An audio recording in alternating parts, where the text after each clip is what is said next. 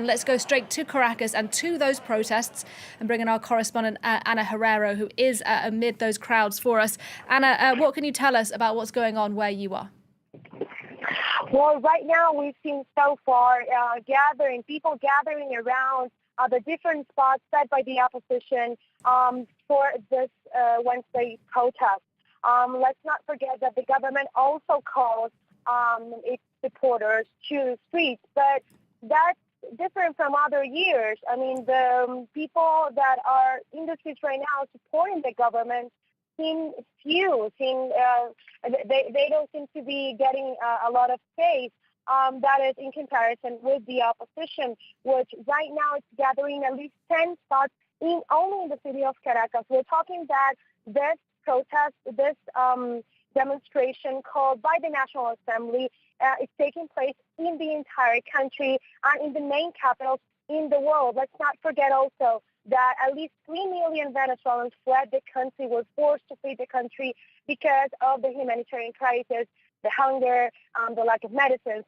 So all those around the world are right now gathering different capitals to say no, to say stop, and to ask Maduro to leave power and to allow a transition government. Now, there are those reports, as I mentioned, that 4 people have already been killed overnight ahead of today's rally. What more do we know about those deaths, and are there fears that there'll be yet more violence today? Well, the government hasn't confirmed any of the deaths. The first one happened around 11 o'clock last night. It was a 16-year-old boy who was protesting in Katia, that is a slum, a very poor neighborhood in the capital city of Caracas. The rest happened in the interior of Venezuela. Now, the government hasn't said a word about what's happening.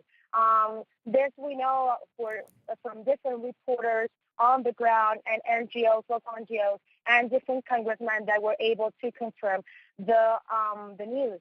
The thing is that we don't know what to expect today. Since Monday morning, protests started in Caracas, in the capital city, in the slums, and quickly the government reacted, trying to take them down with violent clashes. That happened Monday. That happened yesterday night. A lot of people injured, and there's reports of people dead. But right now, we're only seeing police forces around the capital.